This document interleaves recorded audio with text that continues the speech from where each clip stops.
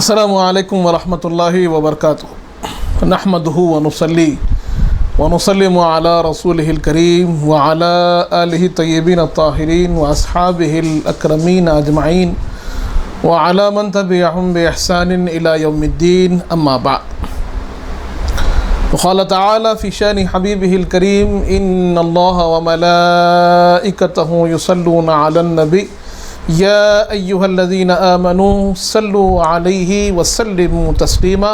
اللہم صل علی سیدنا محمد وعلی آل سیدنا مولانا محمد وبارک وسلم۔ برادران عزیز، جیسے ہم جانتے ہیں کہ یہ رمضان کریم کا آخر عشرہ چل رہا ہے اور اللہ تبارک و تعالیٰ نے اس آخر عشرے میں ایک ایسی عظیم نعمت کو رکھا ہے جسے ہم شب قدر کہتے ہیں۔ یہ وہ رات ہے کہ جسے اللہ تعالیٰ فرما رہا ہے سورہ قدر میں انا انزلناہ فی لیلۃ القدر وما ادراک ما لیلۃ القدر لیلۃ القدر خیر من الف الشہر۔ اللہ فرما رہا ہے کہ کیا ہم نے قرآن مجید کو لیلۃ القدر میں نازل فرمایا ہے؟ کیا آپ جانتے ہیں لیلۃ القدر کیا ہے؟ لیلۃ القدر یہ 1000 مہینوں سے بہتر رات ہے۔ 1000 مہینوں سے بہتر ایک رات اللہ فرما رہا ہے۔ اور جب ہم اس آیت کریمہ کو دیکھتے ہیں، اس سورہ کریمہ کو دیکھتے ہیں اور اس رات کے حوالے سے کچھ جاننے کی سعادت حاصل کرتے ہیں، مفسرین کی بارگاہ میں حاضر ہوتے ہیں اور وہاں جا کر دیکھتے ہیں کہ یہ رات آخر ہمیں عطا کیوں ہوئی، اللہ نے یہ رات ہمیں کیوں عطا کی، تو آپ کو معلوم ہوگا کہ ایک مرتبہ حضور پاک صلی اللہ علیہ وآلہ وسلم صحابہ کرام کو سابقہ امتوں کے قصص بیان فرماتے تھے، تو ایک عابد کا قصہ حضور پاک نے بیان فرمایا اور کہا کہ دیکھو کہ سابقہ امتوں کے عابدین کا عالم کیا تھا، کہ ایک عابد ایسا تھا جو 1000 مہینے یعنی 80 برس سے زیادہ اللہ کی ایسی عبادت کی کہ دن بھر روزہ رکھتا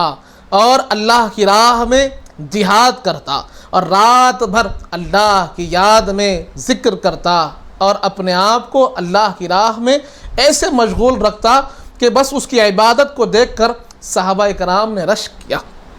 صحابہ کرام کے دل میں ایک ایسا عجیب احساس جاگا، ایک مایوسی ان کے چہروں پر چھا گئی کہ ہماری زندگیاں ہی 60 65 70 75 بین 60 و 70 کے 60 اور 70 کے درمیان میں اس امت کی عمریں اکثر ختم ہو جاتی ہیں اور یہ عابد کی عبادت ہی 80 سال کی ہے، 1000 مہینوں سے زیادہ اس کی عبادت ہے، تو ایسی عبادت کیسے ہو سکتی ہے، کیسے ممکن ہے؟ اور حشر کا میدان ہوگا تو کیا عالم ہوگا؟ حضور پاک نے جب اپنے صحابہ اکرام کے چہروں پر وہ مایوسی دیکھی تو آپ کے قلب اطہر پہ بھی اپنی امت کے لیے فکر مندی جاگی۔ میرے آقا متفکر ہوئے کہ میری امت کا کیا ہوگا، کہ میری امت مرحومہ جس کی عمریں بھی چھوٹی ہے اور جس کی طاقتیں بھی کم ہیں، ایسی عبادتیں کہاں ان سے ہو سکتی ہیں؟ لیکن یہ امت بھی رحمت للعالمین کی امت ہے اور پروردگار عالم کا ایسا فضل و کرم ہے، کیونکہ یہ امت حضور پاک کی امت ہے، اگرچہ کہ کمزور ہے، اگرچہ کہ جسم کمزور ہے، اگرچہ کہ حیات کم ہے، اگرچہ کہ فکر مندی میں کمی ہے، لیکن ان کی نسبت سب سے اعلیٰ ہے، کیونکہ ان کو نسبت حاصل ہے سرور کائنات سے، ان کو نسبت حاصل ہے حضور پاک سے جو سید الانبیاء ہے، سید المرسلین ہے، سارے خالق کے، سارے کائنات کے جو سید ہیں، سردار ہیں، یہ ان کی امت ہے، تو یقیناً ان کا مقام بھی اونچا ہوگا۔ اللہ تبارک و تعالیٰ نے جب اپنے محبوب کے قلب اطہر پر اپنی امت کے لیے فکر مندی دیکھی اور آپ کے قلب اطہر میں امت کی جب پریشانی کو آپ نے محسوس کیا تو اللہ نے جبرائیل امین کو حکم دیا، اے جبرائیل جاؤ اور جا کر ہمارے حبیب کو کہہ دو کہ اللہ نے آپ کی امت کے لیے ایک رات ایسی رکھی ہے کہ اگر ایک رات یہ عبادت کر لے تو اس عابد کی عبادت سے زیادہ ثواب ان کو عطا ملا۔ برادران عزیز، ایک روایت یہ ملتی ہے، دوسری ایک روایت ملتی ہے، سنن ترمذی میں یہ حدیث موجود ہے کہ حضور پاک صلی اللہ علیہ وسلم نے خواب میں دیکھا کہ آپ کے منبر اطہر پر کچھ بندر ہے جو اچھل رہے ہیں کود رہے ہیں، اچھل رہے ہیں کود رہے ہیں، آپ کے چہرے پر رنج کے آثار نمودار ہوئے کہ آپ نے دیکھا کہ میری اس ممبر پر، یہ جو ممبر اسلام کی شوکت ہے، اسلام کے جو رفعت شان کا مظہر ہے، اس ممبر پر بندر اچھل رہے ہیں، جس کو آپ نے جانا کہ یہ بنی اسرائیل، ان بنو امیہ سے ان کا تعلق ہے۔ تو حضور پاک صلی اللہ علیہ وسلم بڑے رنجیدہ ہو گئے کہ ایسے کیسے ہو سکتا ہے کہ یہ لوگ میرے ممبر پر بیٹھے ہیں، یہ کیسے ممکن ہے؟ تو اللہ نے آپ کے لیے یہ وحی نازل فرمائی کہ اے حبیب آپ فکر مند نہ ہوئیے، اس کے بدلے ہم آپ کو کوثر عطا فرماتے ہیں۔ اور انا اعطینا کل کوثر کا سورہ نازل ہوا اور اللہ نے اعلان کیا انا اعطینا کل کوثر، اے حبیب ہم نے آپ کو خیر کثیر عطا فرمایا ہے۔ اور دوسری طرف روایت ملتی ہے کہ اللہ تبارک و تعالیٰ نے انا انزلناہ فی لیلۃ القدر نازل فرمائی، سورہ قدر کو نازل فرمایا اور کہا کہ اگر آپ کو ناگوار گزرتا ہے کہ وہ لوگ آپ کے ممبر پر بیٹھے ہیں تو اس کے بدلے میں ہم آپ کی امت کو ایسی ایک رات دے رہے ہیں کہ جو 1000 مہینوں سے بہتر ہے۔ اگر آپ کا امتی اس رات میں اپنے رب کو منا لے، اللہ کے سامنے گڑ گڑائے، نماز پڑھے، صدقات و خیرات کرے، قرآن کی تلاوت کرے، ذکر و اذکار کرے، جو بھی عبادت کرے گا، ایک رات کی عبادت 1000 مہینوں سے بہتر ہوگی، 1000 مہینوں سے بہتر ہوگی۔ 1000 مہینے ہماری عمر بھی نہیں ہو سکتی ہے، لیکن ایک رات کا ہمارا اللہ کے سامنے پیش ہونا 1000 مہینے اللہ کی عبادت کرنے سے بہتر ہوگا۔ برادران عزیز، یہ جو ہم کو رات ملی ہے نا، یہ ہمارے اپنے اعمال کی وجہ سے نہیں ملی، ہماری اپنی خوبیوں کی وجہ سے نہیں ملی، ہمارے اپنے کردار و اخلاق کی وجہ سے نہیں ملی، ہمارے تقوی، ہمارے پرہیزگاری کی وجہ سے نہیں ملی، بلکہ ہم کو یہ رات ملی ہے، یہ نعمت ملی ہے، یہ برکت ملی ہے تو حضور پاک کی نسبت سے ملی ہے۔ حضور پاک کی اپنی امت سے جو فکر مندی تھی، اس فکر مندی کے لیے اللہ نے ہم کو عطا فرمائی ہے۔ حضور پاک نے اپنی امت کا خیال کرتے ہوئے جب دل میں اپنی امت کے لیے رنجیدہ ہوئے تو اس رنج کو دور کرنے کے لیے، حضور پاک کی فکر مندی کو دور کرنے کے لیے اور اپنے حبیب کو راضی کرنے کے لیے اللہ نے یہ رات اپنے حبیب پاک کی امت کو دی، کیونکہ اللہ جانتا ہے کہ حضور پاک صلی اللہ علیہ وسلم سب سے زیادہ کسی کے لیے فکر مند تھے تو اپنی امت کے لیے فکر مند تھے۔ ان کی کم عمری کی وجہ سے فکر مند تھے، ان کی کم عقلی کی وجہ سے فکر مند تھے، ان کی گمراہیوں کی وجہ سے فکر مند تھے، ان کے فتنوں میں پڑنے کی وجہ سے فکر مند تھے۔ تو اللہ نے کہا حبیب آپ فکر مند نہ ہوئیے، ہم ایسا انتظام کر دیتے ہیں کہ اگر آپ کا امتی ایک رات عبادت کر لے، ایک رات جاگ لے، ایک رات اپنی زمین کو قربان کر دے اور اپنے رب کے سامنے گڑ گڑائے تو 1000 مہینوں سے زیادہ ثواب عطا فرماؤں گا۔ یہ اللہ تبارک و تعالیٰ کا انعام ہے، اور یہ انعام کی وجہ کو بھی جاننے کی ضرورت ہے کہ یہ انعام ہمیں حضور پاک کے صدقے طفیل ملا ہے، ان کی نسبت اور ان کے کرم سے ملا ہے، ان کی عطا سے ملا ہے کہ انہوں نے مانگا، رب نے عطا فرمایا ہے۔ برادران عزیز، جب ہم نے جانا کہ یہ شب قدر 1000 مہینوں سے بہتر ہے تو اس کو تلاش کرنا بھی ضروری ہے، اس کو حاصل کرنا یہ بہت بڑی نعمت ہے، اس کے لیے کوشش کرنی بھی ضروری ہے۔ تو اب کوشش کیا کی جائے، کوشش کیسی ہونی چاہیے؟ شب قدر یہ کون سی رات ہے، کون سی تاریخ کو آتی ہے، اس کے بارے میں جاننے کی ضرورت ہے۔ تو حضور پاک صلی اللہ علیہ وسلم نے احادیث کریمہ میں بیان فرمایا کہ سنو شب قدر کون سی رات ہے، تو میرے آقا نے پہلے ارشاد فرمایا کہ یہ شب قدر اللہ نے آخر عشرے میں رکھی ہے، رمضان کریم کے آخر عشرے میں، یعنی آخر 10 راتوں میں ایک رات شب قدر۔ اس کے بعد پھر میرے آقا نے ارشاد فرمایا کہ لوگوں سنو، صحیح بخاری کی حدیث ہے کہ رمضان کی تاخراتوں میں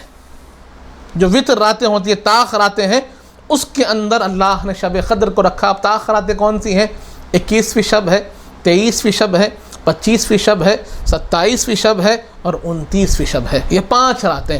تو سوچئے کہ اب 5 راتوں کے اندر تو شب قدر کو حضور پاک نے بیان فرما دیا۔ اور ایک اور روایت ملتی ہے کہ حضور پاک صلی اللہ علیہ وآلہ وسلم شب قدر کی تعیین کے لیے باہر تشریف لائے اور آپ چاہتے تھے کہ آپ شب قدر کون سا تاریخ کو آتی ہے اس کی تعین فرما دیں، اس کی نشاندہی فرما دیں، لیکن جب سرور کائنات باہر تشریف لائے تو آپ کو ہم کو اللہ تبارک و تعالیٰ نے بارگاہ رسالت کے آداب سکھائے ہیں۔ سورہ حجرات میں اللہ نے واضح طور پر فرما دیا لا ترفعوا اصواتکم فوق صوت النبی، کہ حضور پاک کی آواز مبارک کے سامنے، حضور پاک کی موجودگی میں تمہاری آوازیں بلند نہیں ہونی چاہیے، اور اگر ایسا ہوگا ان تحبط اعمالکم وانتم لا تشعرون، کہ تمہارے اعمال سارے حبط ہو جائیں گے اور تم کو اس کا خیال تک نہ ہوگا۔ تو وہ ایسے ہی معاملہ رہا، حضور پاک تشریف لائے، لیکن کچھ صحابہ اکرام دیہات سے آئے ہوئے تھے اور حضور پاک کی بارگاہ میں بیٹھے تھے، اور حضور پاک کی موجودگی کا ان کو احساس نہ ہوا، آپس میں کسی معاملے میں اختلاف ہو گیا، اختلاف تھوڑا سا بڑھ گیا اور آوازیں بلند ہو گئی۔ صحابہ اکرام کی آوازیں نادانستہ طور پر، جانتے بوجھتے جانتے نہیں تھے کہ حضور پاک تشریف لا چکے ہیں، لیکن اختلاف میں اتنے مشغول ہو چکے تھے کہ میرے آقا کی آمد کا ان کو احساس نہ رہا اور اختلاف میں آوازیں بڑھ گئی۔ تو وہاں پر اللہ نے حکم دے دیا اے حبیب آپ شب قدر کی تاریخ کو چھپا دیجئے، ان کو ظاہر نہ کیجئے، جو آپ کی بارگاہ کے ادب کو ملحوظ نہ رکھے، جو آپ کی آمد کا خیال نہ رکھے، آپ کی موجودگی میں جن کی آوازیں بلند ہو جائے اور آپ کی شایع نشان جن کے حساب و کتاب نہ ہو، تو پھر آپ ان کو اس نعمت کے بارے میں نہ بتائیے۔ اللہ نے حکم دے دیا کہ شب قدر کی تاریخ کو آپ مبہم رکھ دیجئے۔ سوچئے کہ اتنی بڑی نعمت، اتنی بڑی عظمت، اللہ کا اتنا بڑا فضل و کرم حاصل ہونے والا تھا، اس کو چھپا کیوں دیا گیا؟ اس کی وجہ کیا ہے کہ انہوں نے حضور پاک کی بارگاہ کا ادب نہیں بجا لایا، حضور پاک کی آمد کا احساس نہ رہا، حضور پاک کے سامنے آوازیں بلند ہو گئی، بارگاہ رسالت کے ادب کو ملحوظ نہ رکھے تو رب ناراض ہو گیا، اللہ کی نعمت سے محروم ہو گئے، اور حضور پاک نے شب قدر کی تاریخ کو خاموش کر دیا۔ اب یہاں پر ایک بات اور عرض کر دوں، مفسرین اکرام بتاتے ہیں کہ یہ جو معاملہ تھا یہ اسی سال کے لیے خاص تھا۔ اکثر مفسرین بتاتے ہیں کہ اسی سال کے لیے یہ خاص تھا کہ اس سال کب شب قدر آنے والی ہے اس کو چھپا دیا گیا، کیونکہ احادیث کریمہ ہم کو ملتی ہیں۔ حضور پاک صلی اللہ علیہ وسلم کے صحابہ اکرام ہیں جن میں حضرت ابی بن کعب رضی اللہ عنہ ہیں، جلیل القدر صحابی ہیں۔ آپ کہتے ہیں خدا کی قسم، آپ نے اللہ کی قسم کھائی اور فرمایا کہ شب قدر 27ویں شب ہے۔ یہ صحابی رسول فرما رہے ہیں، حضور پاک کے خاص صحبت یافتہ صحابی فرماتے ہیں کہ میں نے حضور پاک سے سنا ہے، میں نے حضور پاک سے سنا ہے کہ حضور پاک نے مجھے سمجھایا اور بتایا ہے کہ سنو کہ 27ویں شب یہ شب قدر ہے۔ اسی طرح حضرت عبداللہ ابن عباس رضی اللہ عنہما جو جلیل القدر صحابی ہیں، حضور پاک کے چچیرے بھائی بھی ہوتے ہیں، حضور پاک کے زیر پرورش رہے سو ہیں، آپ کی تربیت حضور کے سایہ عاطفت میں ہوئی ہے۔ آپ فرماتے ہیں بارہا آپ نے الگ الگ انداز سے سمجھایا ہے کہ شب قدر جو ہے وہ 27ویں شب ہے، 27ویں شب ہے۔ آپ فرماتے ہیں کیونکہ آپ حبر الامت آپ کا لقب تھا، رئیس المفسرین آپ کا لقب تھا کہ آپ قرآن پر بہت عبور رکھتے تھے، سارے مفسرین کے سردار آپ کا لقب آپ کو عطا ہوا تھا، تو آپ قرآن سے سمجھاتے ہیں۔ ذرا سمجھیے کہ حضرت ابن عباس رضی اللہ عنہما کیسے ہمیں سمجھا رہے ہیں کہ شب قدر کو تلاش کر رہے ہیں، تو کیسے تلاش کریں اور کس رات کا زیادہ اہتمام کریں، کس رات کی زیادہ اہمیت ہم کو دینی چاہیے۔ آپ فرماتے ہیں کہ 27ویں شب یہ شب قدر ہے، اور اس کے لیے آپ فرماتے ہیں کہ قرآن کو سمجھو، قرآن میں بڑے اشارے ہیں، قرآن میں بڑی حکمتیں ہیں، قرآن میں بہت سا علم چھپا ہوا ہے، اس کے لیے اللہ کے فضل کی ضرورت ہے، حضور پاک کی نگاہ کرم کی ضرورت ہے، تبھی قرآن کو سمجھ میں آتا ہے۔ اور آپ تو حضور پاک کہ دعا یافتہ تھے، جن کی وسعت قلبی کے لیے، جن کی وسعت فہم کے لیے حضور پاک نے دعا فرمائی تھی۔ آپ حضرت ابن عباس فرماتے ہیں سنو میں تم کو سمجھاتا ہوں کہ شب قدر 27ویں شب کیسے ہے۔ آپ فرماتے ہیں سنو،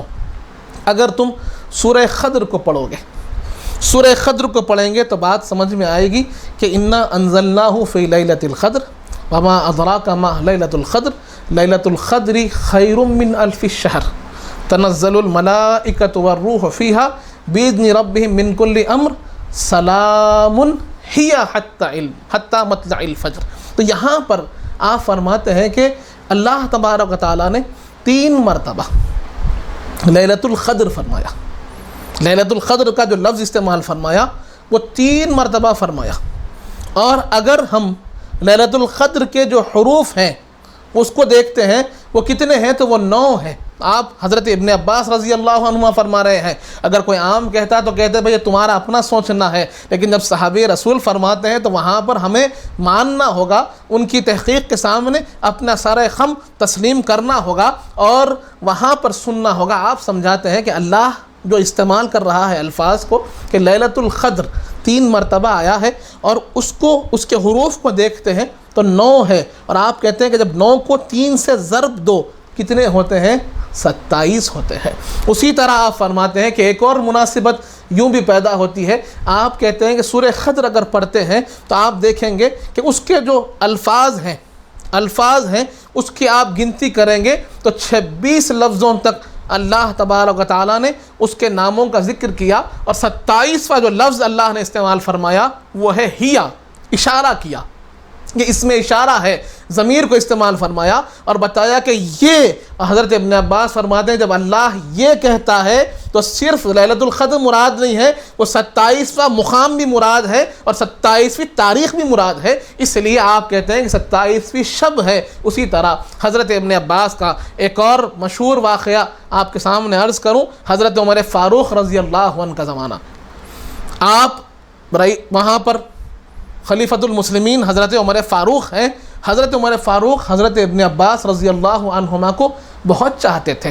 اور اپنے دربار میں بڑے قریب آپ کو رکھتے تھے۔ جب کوئی مشورہ ہوتا، کوئی علمی بات ہوتی، کوئی علمی گفتگو ہوتی تو حضرت ابن عباس رضی اللہ عنہما کو اپنے قریب رکھتے۔ وہاں پر اکابر صحابہ بھی بیٹھے رہتے تھے، تو اکابر صحابہ میں جو جلیل القدر عمر میں بھی بڑے تھے، تجربے میں بھی بڑے تھے، انہوں نے پوچھا کہ اے عمر رضی اللہ عنہ، آپ اس شہزادے کو، اس کم سن شہزادے کو، کم سن بچے کو اپنے اتنے قریب رکھتے ہیں اور ان سے مشورے کرتے ہیں، ہم بڑے بڑے بزرگ بیٹھے ہیں، آپ ہم سے مشورہ نہیں کرتے اور ان سے مشورہ کرتے ہیں، بات کیا ہے؟ تو آپ نے حضرت عمر فاروق نے کہا کہ میں جو دیکھتا ہوں آپ وہ نہیں دیکھتے، میں اس شہزادے کی کم سنی کو نہیں دیکھتا بلکہ شہزادے پر جو اللہ کے انعامات ہے اس کو دیکھتا ہوں، حضور پاک نے جو آپ کے لیے دعا کی ہے اس کو دیکھتا ہوں، اور اللہ نے جو علم ان کو عطا فرمایا ہے اس کو دیکھتا ہوں۔ چلو میں تم سے امتحان لیتا ہوں، بتاؤ شب قدر کون سی تاریخ کو آتی ہے؟ تو بڑے بڑے صحابہ تھے لیکن خاموش ہو گئے۔ تبھی حضرت عمر فاروق رضی اللہ عنہ نے حضرت ابن عباس رضی اللہ عنہما کی طرف توجہ فرمائی اور کہا کہ اے ابن عباس، آپ بتائیے کہ شب قدر کون سی تاریخ کو آتی ہے؟ تو اس پر حضرت ابن عباس نے کہا 27ویں شب۔ حضرت عمر فاروق کے سامنے کہنے لگے 27ویں شب۔ اب یہ حضرت عمر فاروق کا معاملہ ہے، آپ نے کہا کہ ایسے نہیں ہوتا، دلیل بھی دینی ہوگی، دلیل کیا ہے؟ تو اس پر حضرت ابن عباس رضی اللہ عنہما نے 2 دلیلیں تو میں جو آپ کے سامنے پیش کیا وہ پیش کر دی، اس کے ساتھ آپ نے کہا ایک اور دلیل یہ ہے کہ آپ کہتے ہیں کہ اللہ کا جو قدرتی نظام ہے، پروردگار عالم نے جو نظام قدرت بنایا ہے کہ ہر ایک اہم چیز کو آپ نے 7 کے عدد کے ساتھ رکھا ہے، ہر ایک اہم چیز کو 7 کے عدد کے ساتھ رکھا ہے، اور آپ فرماتے ہیں کہ اللہ نے آسمانوں کو 7 بیان کیا، زمین کے طبقات کو 7 بیان کیا، اور اسی طرح آپ فرماتے ہیں کہ اللہ نے جو اجناس بنائے ہیں درختوں کے، جھاڑوں کے، وہ بھی 7 بنائے ہیں۔ اسی طرح جو انسان کی پرتیں ہیں، انسان کے اندر جو پرتیں رکھی ہے وہ بھی 7 رکھی ہیں، اور اسی طرح آپ نے کئی الگ الگ چیزوں کو بیان کیا کہ جس کے اندر 7 کا عدد ملحوظ تھا، اور آپ فرماتے ہیں کہ اللہ نے ہر ایک اہم چیز کو، ہر ایک اہم چیز کو 7 کے عدد کے ساتھ جوڑا ہے، اسی لیے شب قدر کو بھی اللہ نے 27ویں شب میں رکھا ہے۔ برادران عزیز، یہاں پر ہمیں یہ بات سوچنی ہے کہ یہ کون کہہ رہے ہیں؟ کہ حضور پاک صلی اللہ علیہ وسلم کے صحبت یافتہ صحابہ اکرام فرما رہے ہیں، اور ہمیں بتا رہے ہیں کہ حضور پاک کی جس قول کی تفسیر کیا ہے کہ شب قدر آخر عشرے کی تاخراتوں میں ہے تو کون سی تاخرات؟ تو آپ صحابہ اکرام میں کثیر تعداد ایسی ہے جنہوں نے بتایا ہے کہ شب قدر 27ویں شب ہے۔ اکثر لوگوں کے ذہنوں میں آتا ہے کہ بھائی اسی رات کو زیادہ اہتمام کیوں ہوتا ہے؟ اسی لیے ہوتا ہے کیونکہ صحابہ اکرام نے بارہا اس کی تاکید فرمائی ہے، اس لیے اس کو زیادہ اہتمام ہوتا ہے۔ ورنہ میرا اپنا یہ ماننا ہے کہ 5 راتوں کو محنت کرنی چاہیے، 21ویں شب کو بھی محنت کرنی چاہیے، 23ویں شب کو بھی محنت کرنی چاہیے، 25ویں شب کو بھی محنت کرنی چاہیے، 27ویں شب کو بھی محنت کرنی چاہیے، اور جو آنے والی 29ویں شب ہے اس کو بھی محنت کرنی چاہیے کہ اس کے لیے تو 2 گنا ثواب ہوگا کہ وہ یعنی لیلۃ الجزا بھی ہے کہ وہاں پر آپ کو رمضان کی جزا بھی ملتی ہے اور تاخرات بھی ملتی ہے، تو اس کو بھی خوب محنت کرنی چاہیے۔ 5 راتیں اگر آدمی محنت کرتا ہے کیا ملے گا؟ صحیح بخاری کی حدیث ہمارے سامنے ہے، حضور پاک صلی اللہ علیہ وسلم ارشاد فرماتے ہیں من صلی فی لیلۃ القدر غفر ما تقدم من ذنبہ۔ حضور پاک فرماتے ہیں کہ جو لیلۃ القدر میں نماز پڑھتا ہے، جو لیلۃ القدر کو پا لیتا ہے اور اس میں عبادت کرتا ہے، اللہ کو مناتا ہے، اللہ کے سامنے گڑ گڑاتا ہے، اللہ کے لیے ذکر و اذکار کرتا ہے، اس کی رضامندی کی خاطر، اس کی خوشنودی کی خاطر اپنی رات کو چھوڑ رہا ہے، اپنے آرام کو چھوڑ رہا ہے اور اللہ کے سامنے کھڑا ہوتا ہے، حضور پاک فرماتے ہیں ایک رات اگر تم عبادت کر لو گے، اللہ تمہارے سابقہ تمام گناہوں کو میٹ دے گا۔ برادران عزیز، ہم نے اب تک سنا تھا کہ من صام رمضان ایمانا و احتسابا غفر ما تقدم من ذنبہ۔ ہم سنے تھے کہ جو رمضان میں روزے رکھتا ہے 30 دن 29 دن یا 30 دن روزے رکھتا ہے تو پھر اللہ اس کو تمام گناہوں کو میٹ دیتا ہے۔ پھر ہم نے سنا تھا من خام رمضان ایمانا و احتسابا، کہ جو رمضان میں قیام کرتا ہے 30 دن قیام کرتا ہے تو اللہ اس کے تمام گناہوں کو میٹ دیتا ہے، اللہ اس کے تمام گناہوں کو معاف کر دیتا ہے، یہ ہم نے سنا تھا۔ تو اب تک بات 30 دن کی چل رہی تھی، اس میں بھی بہت بڑی خوشخبری تھی، اس میں بھی بڑی نعمت تھی کہ ہمارے زندگی کے 30 سال 50 سال کتنے سال گزر گئے ہوں گے کہ ہم نے غفلت میں گزار دیے، گناہوں میں گزار دیے، اللہ کی عبادت سے دور ہو کر گزار دیے۔ تب بھی اتنے سالوں کے بدلے میں اگر 1 مہینہ محنت کرتے ہیں تو اللہ تبارک و تعالی سارے سابقہ گناہوں کو میٹ دے گا اپنے فضل و کرم سے۔ رمضان کی برکت تھی۔ اب اس کے بعد اگر کوئی رمضان میں بھی غفلت میں رہا، پہلا عشرہ گزر گیا غفلت میں رہا، دوسرا عشرہ گزر گیا غفلت میں رہا، تیسرا عشرہ آ گیا غفلت میں رہا، اس کے بعد اس کو احساس ہوا اب کیا کروں، راتوں کو اگر وہ اللہ کے سامنے گڑ گڑاتا ہے اور شب قدر اگر مل جاتی ہے، اب یہ 1 رات کی فضیلت اتنی ہے، یہ 1 رات کی اہمیت اتنی ہے کہ میرے آقا فرماتے ہیں اگر سابقہ 20 دن تم نے کچھ نہ کیا، ان راتوں میں تم نے محنت کر لی اور تم نے شب قدر،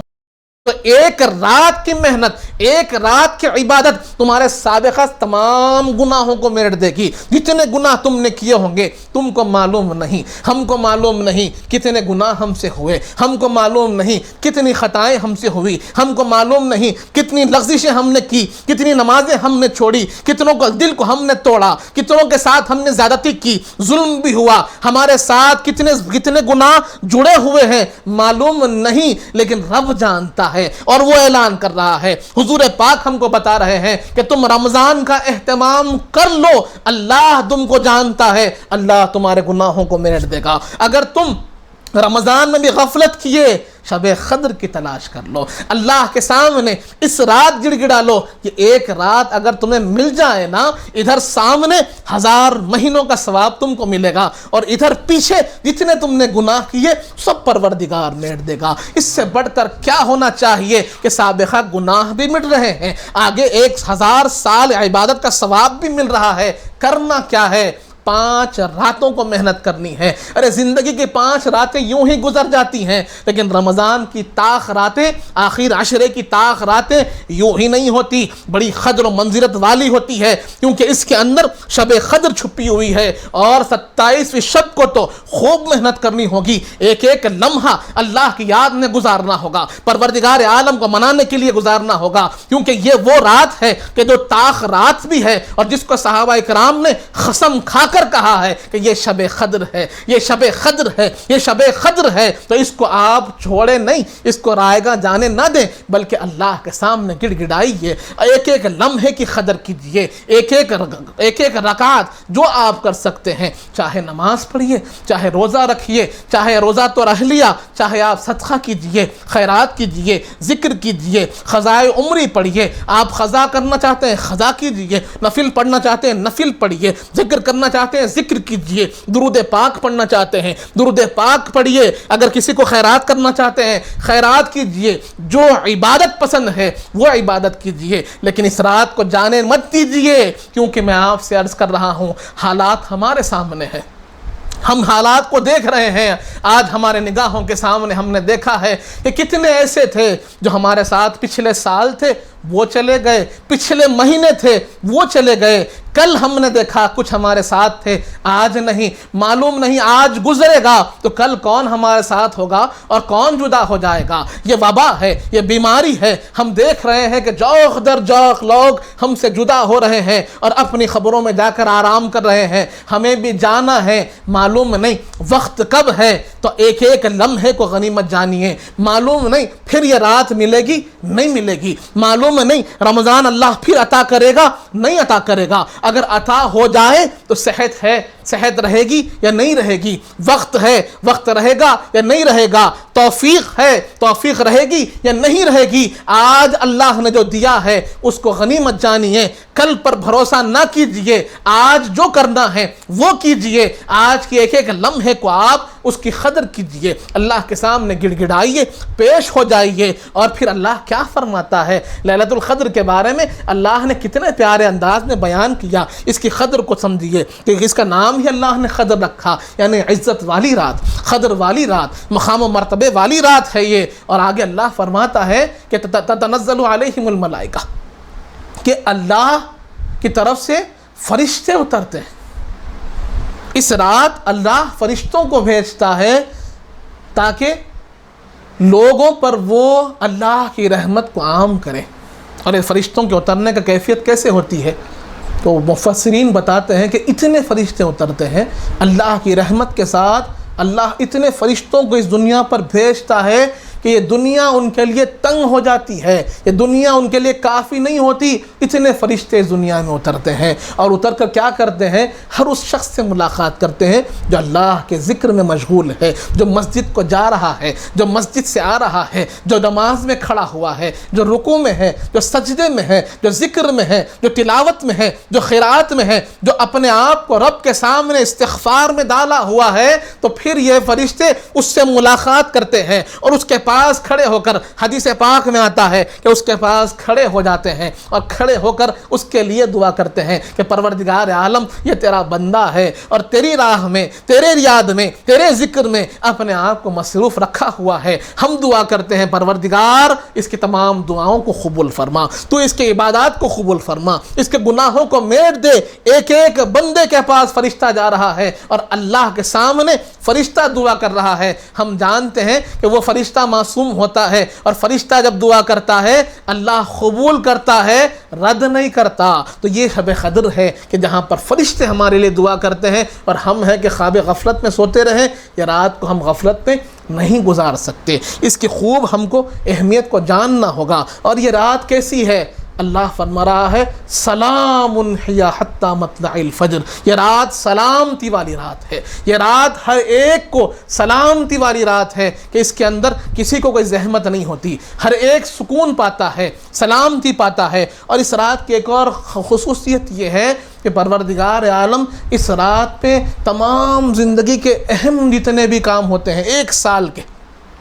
سال میں جتنے زندگی کے اہم کام ہونے، ایک ایک بندے کی زندگی میں جو اہم کام ہونے ہیں وہ سارے اللہ سپرد کر دیتا ہے۔ تو جب آپ کے ایک سال کا فیصلہ ہو رہا ہے، رزق کا فیصلہ ہو رہا ہے، حیات کا فیصلہ ہو رہا ہے، اولاد کا فیصلہ ہو رہا ہے، آپ کی تمام تکلیفوں کے دور ہونے کا فیصلہ ہو رہا ہے، آپ کی راحت، آپ کی مغفرت کا فیصلہ ہو رہا ہے، تو تب بندہ کس حال میں ہونا چاہیے؟ تو میرے آقا فرماتے ہیں کہ بندہ اللہ کے سامنے سجدہ ریز ہونا چاہیے، اللہ کے سامنے اس کے ذکر میں ہونا چاہیے، اللہ کے سامنے اس کی عبادت میں ہونا چاہیے کہ پروردگار عالم جب اس کی تقدیر کا فیصلہ فرما رہا ہے تو اس کی حالت کیا ہونی چاہیے کہ وہ اللہ کو مناتا رہے، اللہ کو راضی کرتا رہے کہ پروردگار تو رزق عطا کرنے والا ہے، آج کی رات تو فیصلہ فرمانے والا ہے، تو میری زندگی میں تو رزق عطا فرما، تو مغفرت عطا کرنے والا ہے، مغفرت عطا فرما، تو اولاد عطا فرمانے والا ہے، اولاد عطا فرما، تو حیات عطا فرمانے والا ہے،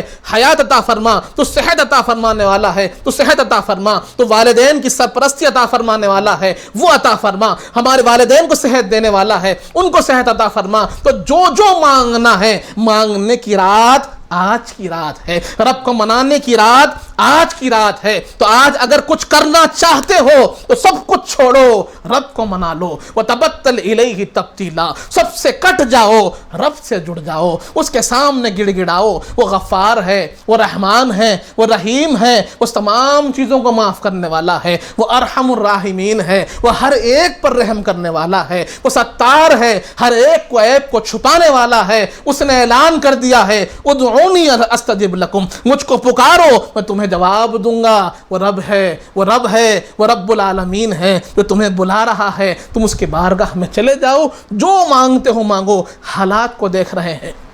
پریشانیوں کو دیکھ رہے ہیں، بیماریوں کو دیکھ رہے ہیں، بلاؤں کو دیکھ رہے ہیں، لوگوں کے جانے کو دیکھ رہے ہیں، لوگوں کے تڑپنے کو دیکھ رہے ہیں۔ کوئی غریب ہے تو پھر حالات کی وجہ سے تنگ دستی سے تڑپ رہا ہے، رزق کی خاطر تڑپ رہا ہے، بچوں کی بھوک کی خاطر تڑپ رہا ہے، اس کی طلب کے لیے دعا کیجیے۔ کچھ غریب ہیں، کچھ ہمارے ایسے بھائی ہیں بیمار ہیں تو پھر بیماری کی وجہ سے تڑپ رہے ہیں، سانس لینے میں دقت ہو رہی ہے، سانس کے لیے تڑپ رہے ہیں۔ ہم نے بھائیوں کو دیکھا ہے ایک ایک سانس کے لیے تڑپتے ہوئے، ان تڑپتے بھائیوں کے لیے دعا کیجیے، ان غریب بچوں کے لیے دعا کیجیے، ان چھوٹے چھوٹے بلکتے ہوئے بچوں کے لیے دعا کیجیے جو بھوک کی شدت سے بلک رہے ہیں، والدین کے جانے سے بلک رہے ہیں، گھر والوں کے لیے دعا کیجیے جو جنہوں نے اپنے مرحومین کو جا کر خبروں میں دفن کر دیا، جن کے دل مضطرب بے قرار ہیں، ان مرحومین کے لیے دعا کیجیے جو ہم سے جدا ہو کر چلے گئے ہیں اور ہمارے ایصال ثواب کے لیے بے قرار ہیں۔ آپ جس کے لیے دعا کرنا چاہے، دعا والی رات آج کی رات ہے،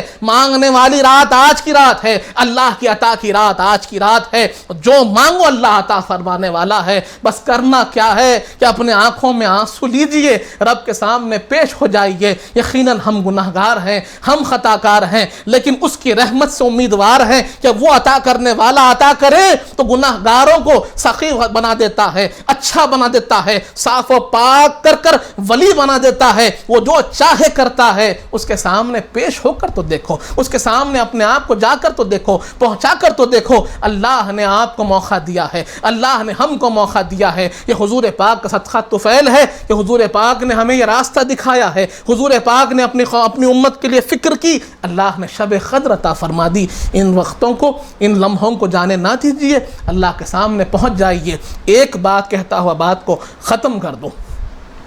کہ کیا عبادت کریں، کیا دعا مانگیں،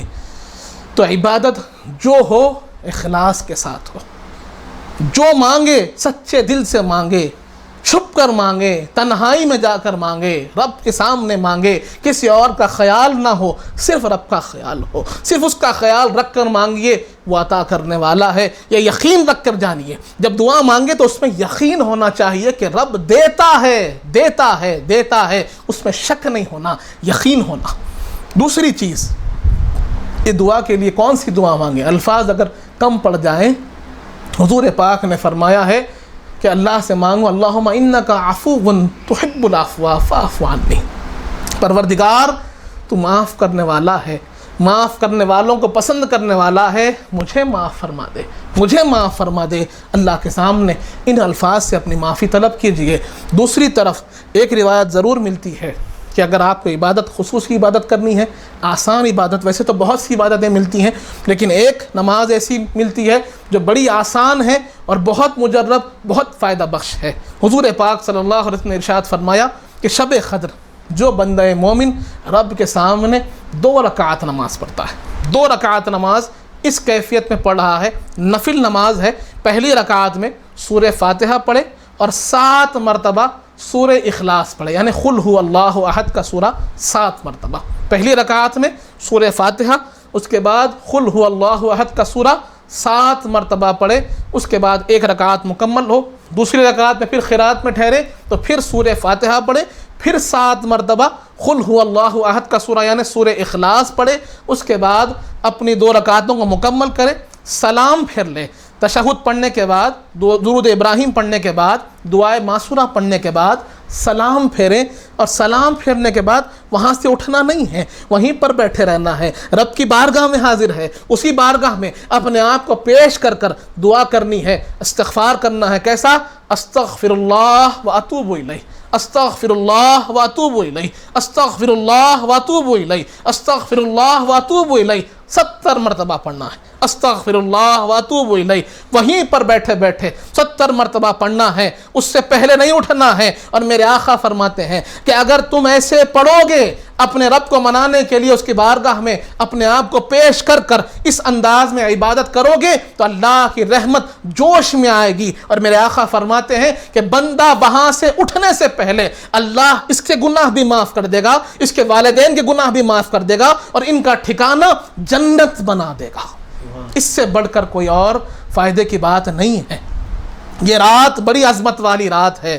آپ اس میں جو عبادت آپ کو پسند ہے کیجئے۔ نماز میں کسی کو شوق ہے نماز پڑھیے، قرآن پڑھنے میں دل لگتا ہے قرآن پڑھیے، ذکر کرنے میں دل لگتا ہے لا الہ الا اللہ کا ذکر کیجئے، اللہ کا ذکر کیجئے، یا حی یا قیوم کا ذکر کیجئے، جو ذکر آپ کو پسند ہے کیجئے۔ کسی کو درود پاک پڑھنے میں دل لگتا ہے درود پاک پڑھیے، کیونکہ حضور پاک نے فرمایا ہے، ایک صحابہ رسول حضور کی بارگاہ میں حاضر ہوئے، آ کر عرض کیا یا رسول اللہ میں نفل نمازیں پڑھتا ہوں تو اس میں ایک حصہ میں نے درود پاک کے لیے رکھا ہے کہ 1/4 حصہ درود پاک پڑھتا ہوں۔ حضور پاک نے کہا کچھ اور بڑھا دو۔ آپ نے کہا کہ آدھا وقت نماز پڑھتا ہوں، آدھا وقت درود پاک پڑھتا ہوں۔ حضور پاک نے کہا کچھ اور بڑھا دو۔ انہوں نے کہا کہ اب 1/4 ہی نمازیں پڑھ رہا ہوں، عبادتیں کر رہا ہوں، اور 3/4 میں آپ پر درود بھیج رہا ہوں۔ تو اس پر حضور پاک نے کہا کچھ اور بڑھا دو۔ تو آپ نے کہا یا رسول اللہ اب میں صرف اور صرف آپ پر درود بھیجتا ہوں۔ تو اس پر اللہ حضور پاک فرماتے ہیں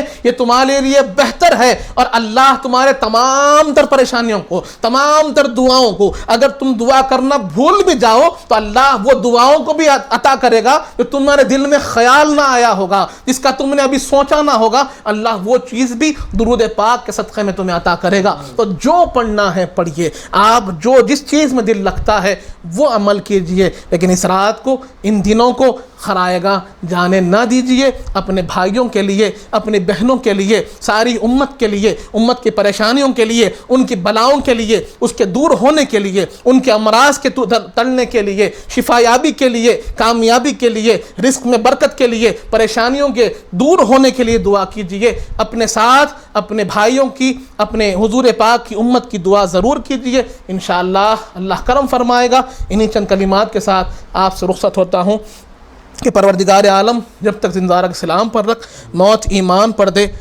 وقت نزا حضور پاک صلی اللہ علیہ وسلم کا دیدار نصیب فرما مالک، ہمیں نیک اور صالح متقی و پرہیزگار بنا، ہمارے گناہوں کو معاف فرما، ہمارے گناہوں کو نیکیوں سے تبدیل کر دے مالک، ہمیں جو پریشان حال ہیں ان کی پریشانیوں کو دور فرما، ہمیں جو بیمار ہیں انہیں شفا کاملہ عطا فرما، ہمیں جو بیمار ہیں انہیں شفا کاملہ عطا فرما، ہمیں جو بیمار ہیں انہیں شفا کاملہ عطا فرما، ہمیں جو مقروض ہیں ان کے قرضوں کو عطا فرما، ہمیں شب قدر کی برکتیں عطا فرما، حضور پاک کا صدقہ، پنجتن پاک کا صدقہ پروردگار اس بلا کو، اس آفت کو اٹھا لے، اپنا فضل و کرم ہم پر نازل فرما، اپنے فضل و کرم سے اس تکلیف کو دور فرما دے، راحت عطا فرما دے۔ ہم سے بہت جدا ہو گئے ہیں، اب جو موجود ہے ان کی حیات میں برکت عطا فرما، ان کے سائے کو ہمارے سلام پر سلامت عطا فرما، ہمارے بزرگوں کی حفاظت فرما، ہمارے اولاد کی حفاظت فرما، ہمارے گھر والوں کی حفاظت فرما، ہمارے دوستوں کی حفاظت فرما، ہمارے ہر ایک فرد واحد کی حفاظت فرما، جتنے لوگ پریشان ہیں ان کی پریشانیوں کو دور فرما، جو بھوکے ہیں ان کو کھانا عطا فرما،